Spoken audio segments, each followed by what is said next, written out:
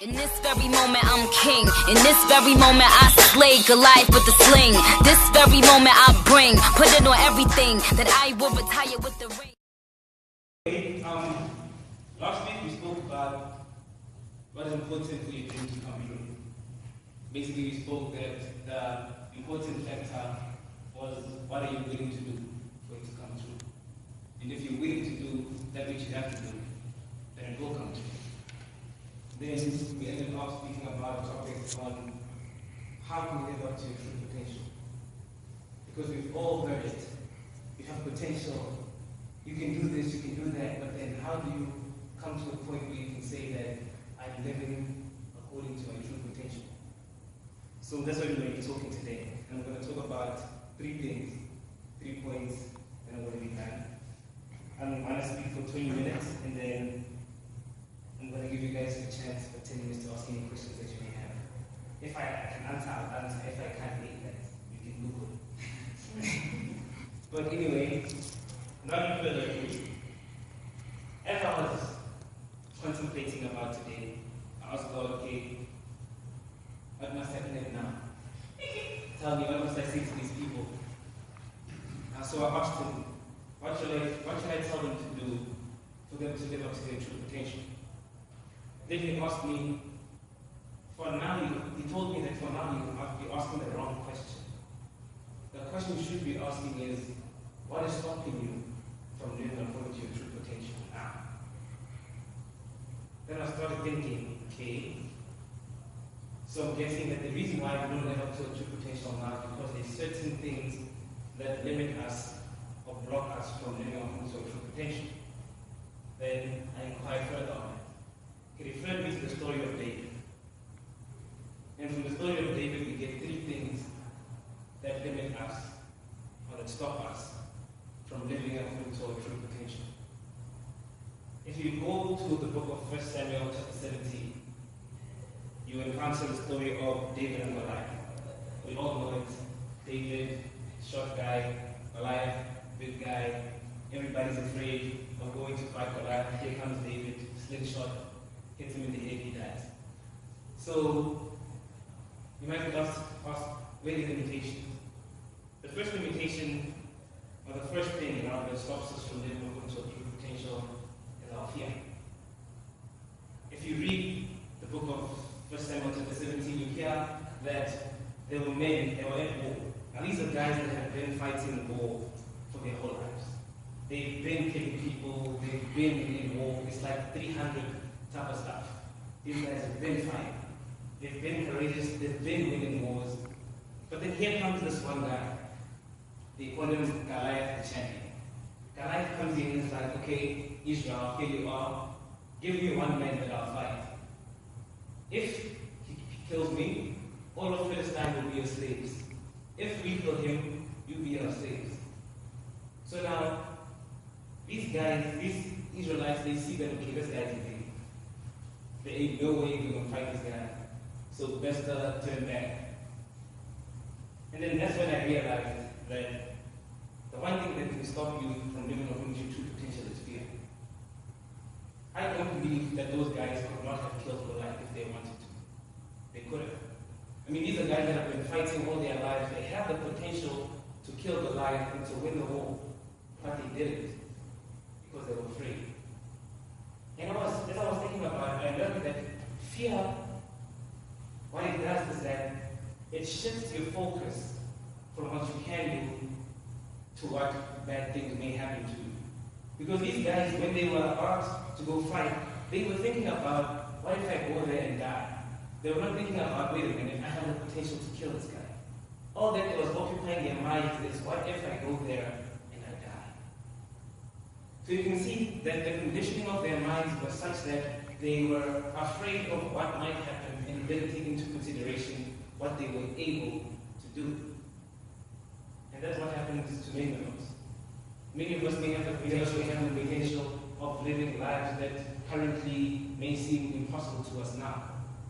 But as long as we remain fearful, our focus is shifted from what we can do and is shifted to what might possibly happen.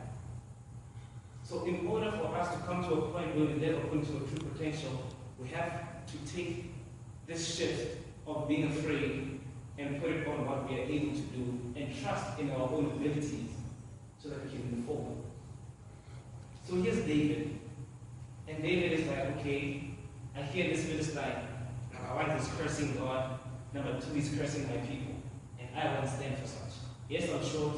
And I have never fought anyone in my life. I've never gone to war. I don't even know how to use a sword. But I am willing to go and fight this guy. But I asked myself, what motivated David to go and do what he was doing? Then I learned that there's only one thing that can help you to face your fears. There's only one thing in this life that can help you conquer the fears that you have. And that one thing is love. If you read that book, or if you read that verse, it says that because David loved God so much, he couldn't stand for someone to mock God while he was alive. Because David loved his people so much and took pride in his people so much, he couldn't stand and watch people mock God in front of him. So because of the love that David had for God, he conquered Goliath. Or because of the love that David had for God, he was willing to go and conquer Goliath. It was not a matter of him being scared or not. I don't believe that he wasn't scared. I mean, he was the short guy going to fight this giant. Of course he was scared. But then his focus was shifted. His focus was not on what is this guy going to do to me, but his focus was on I cannot stand here and let this guy mock what I love. So here we get to see that there's only one thing that can help you conquer your fears, and that's your love. But then your love for what? Your love for God and your love for your dream.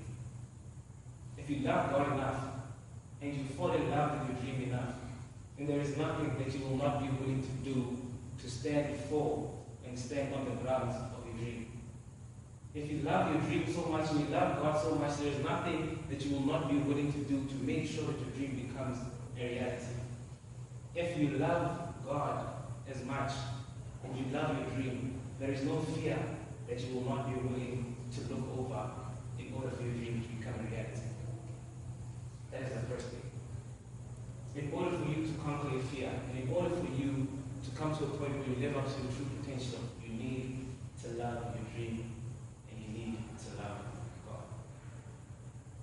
Loving these two things in life will make sure that there is nothing that you are not willing to do to make sure that your dream is a reality. That's the first thing. Now, the second thing, which I believe is something that many people struggle with, and to some degree, I struggle with myself. So David, here he is, he's like, okay, I want to fight this guy.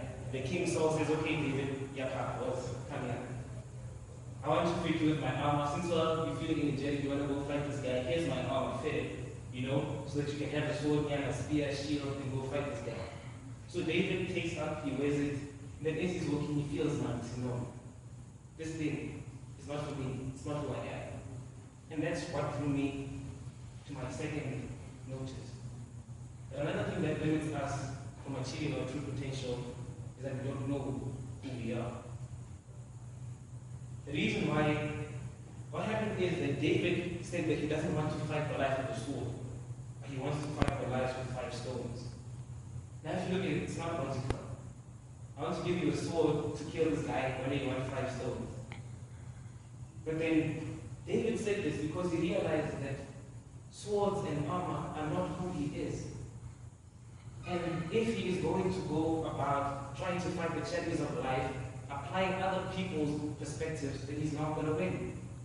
If ever you want to live according to your true potential, you need to know who you are. You will never be able to live according to the potential that God has created you to live by if you don't know who you are.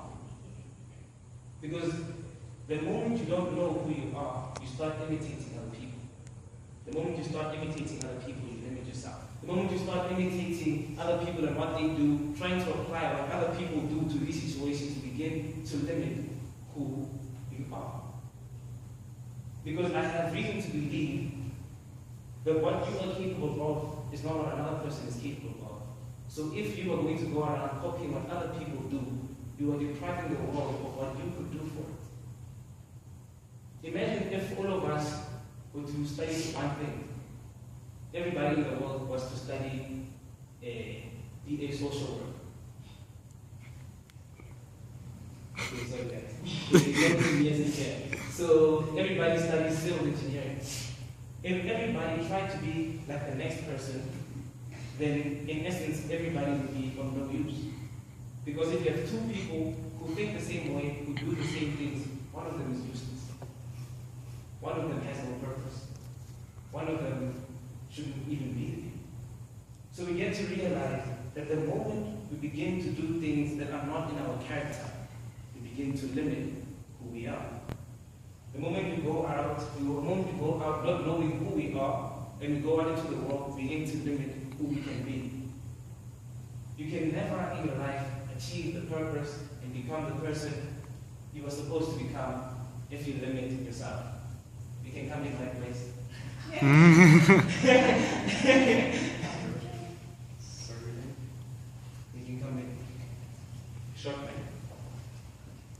So that's the one thing that you should keep in mind. That imitation is limitation. As long as you're going to go around imitating other people, imitating what they do, imitating who they are, then you'll be depriving the world of what you could be. So, another question, so basically, the second point is you need to know who you are. You really need to know why you're here and who you are. But then you might be asking yourself, many of you might be saying, I've been trying to find who I am. I've been living 18, 19 years of my life and I still don't know who I am. How can I get to know myself? The answer to this question is very simple but very difficult at the same time.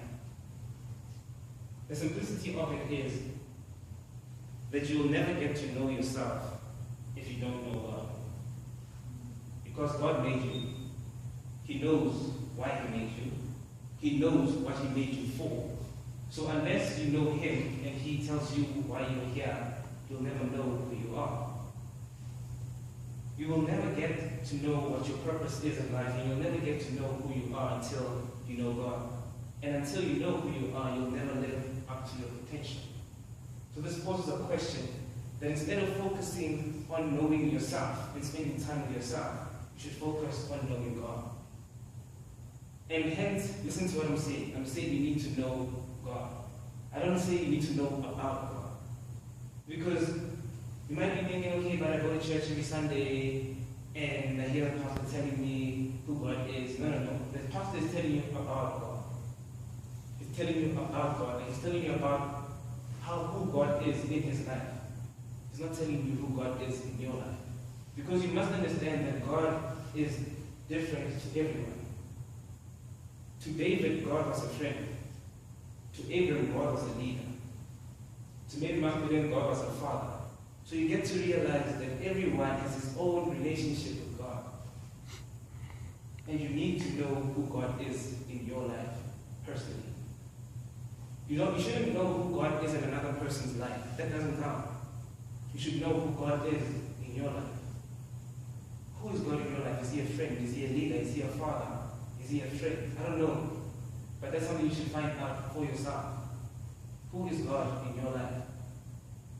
You cannot walk with God based on the experiences of other people. You cannot have a relationship with God based on how somebody else experiences God. How I see God and how God reveals Himself to me is not how He will reveal Himself to you. So you need to know God for who He is to you. And there's only one way in life that you'll ever get to know God.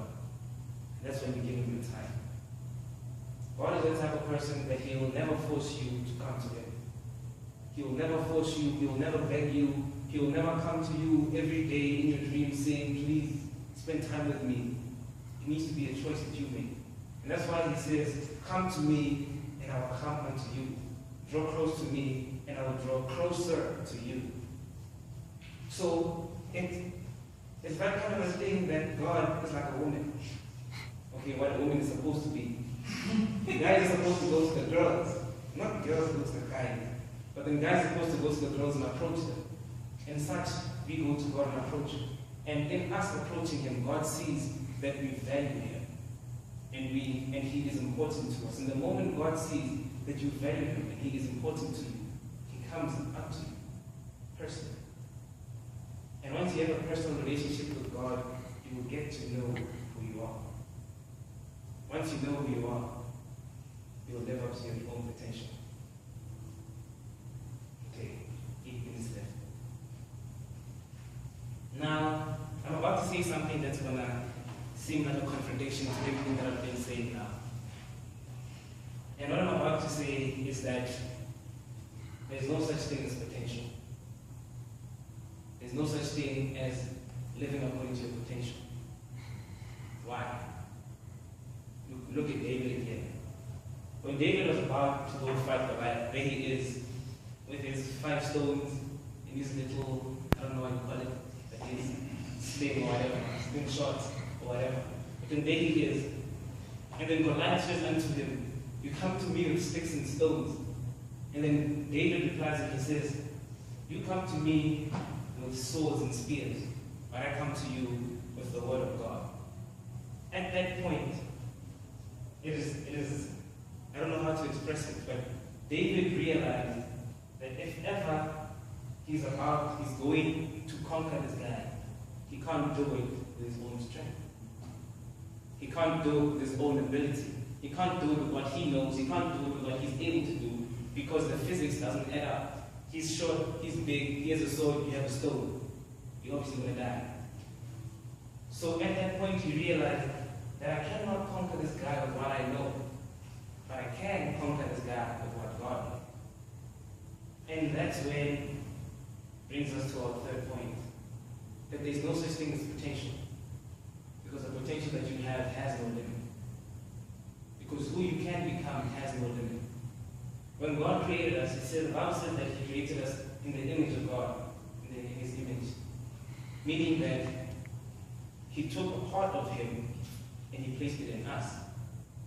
When God created you, he took a part of who he is and he placed it in you. And because there is no end to God, there is no end to you. There is no end to what you are able to do in this world. There is no end. There's no end to what you are able to do in the lives of other people around you. There is no end to the potential that you can have. There is no end to what you are able to do because there is no end to God. Thus, there is no end to you. So this poses a question, then why are we limited?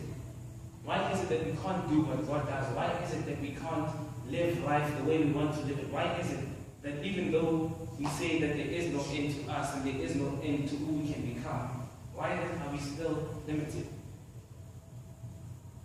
You might be asking yourself that question, that if I'm created in the image of God and there's no end to the potential of God, there's no end to what God can do, thus there's no end to what I can do, then there's only one logical answer. Your greatest limitation is yourself. Your greatest limitation is yourself. There's nothing in this world, there's no one in this world that will limit you like you limit yourself.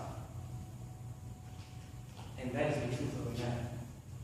There is no limit to what you can do. There is no limit to the potential and the change that you can bring to this world. There is no limit to the difference that you can make in the life that we live. The only limit that there is yourself. You are limited by the way you think. Most of all. If you think low of yourself, then you will achieve low things. If you think less of yourself and the way God thinks of you, then you will achieve less than what God wants you to achieve. If you belittle yourself, then you will belittle what you can do. There is no limit to you than yourself. So it poses a question, how can you break out of these limits that are called self? How can you break out of this limit that is mandisa to live a life that God had created you to live? How can you break out of this shell, or out of this box that you put yourself in, as to say that this is what I'm able to do, this is my true potential, I will live according to this potential, and that's it? When in actual fact, what you are able to do cannot even be contained within you. How come to a point where you live life above yourself. That's why I started writing the book and Maximize Life, a life above your potential. Because I came to realize that there's no such thing as potential. The only thing that's limiting you is yourself. And we need to live life above what we can think we can do. Because what you think you can do now is only a fraction of what you can do.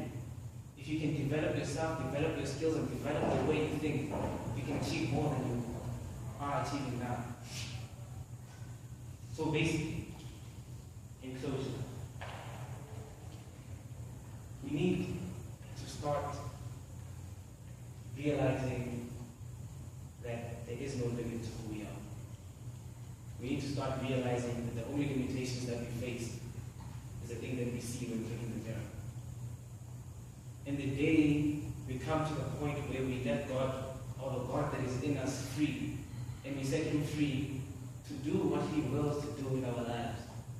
The moment you set God and you tell God that you don't want God, just do what you want to do. Do whatever you so wish to do with my life. Just do it. Doesn't matter anymore. That is the first step to actually living a life according or above your potential. The moment you say unto God, that God, you created me, you know what I can do, you know what I can't do. So have at it. Do what you so wish. That is the first step of saying unto God that God, I want to live a life without limit. A limitless life where the influence that I have on people, where what I can achieve is without limit. So to end, and to introduce what we're going to be speaking about next week. Are you having a session next week? Oh, yeah. Okay. Guys, one thing that I've learned with my limited experiences in life is that we are limited by the way we think. Our patterns of thinking, the way we think about ourselves, the way we think about God, the way we think about the situations that we find ourselves in, and most importantly, our attitude towards failure is what limits us. So if we are able to change the way we think, if we can be able to change the way we perceive things, the way, or our attitude towards certain things, if we are able to change the way we think, we will truly be able to tap into the God within us and become more than we can think. And that's what we'll be talking about next week. How to think beyond your mind. Thank you.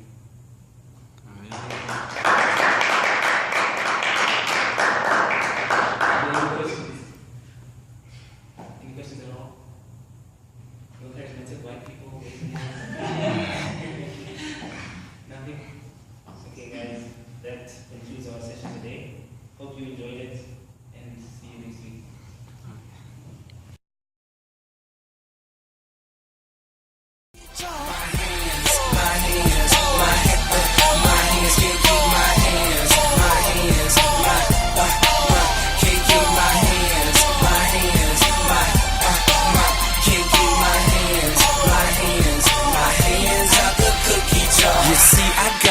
Problem, I need help trying to solve it, cause meeting after meeting and I'm still a cookie hog. You can hide them, I'ma find them on the counter in the closet, and I'll say I ain't doing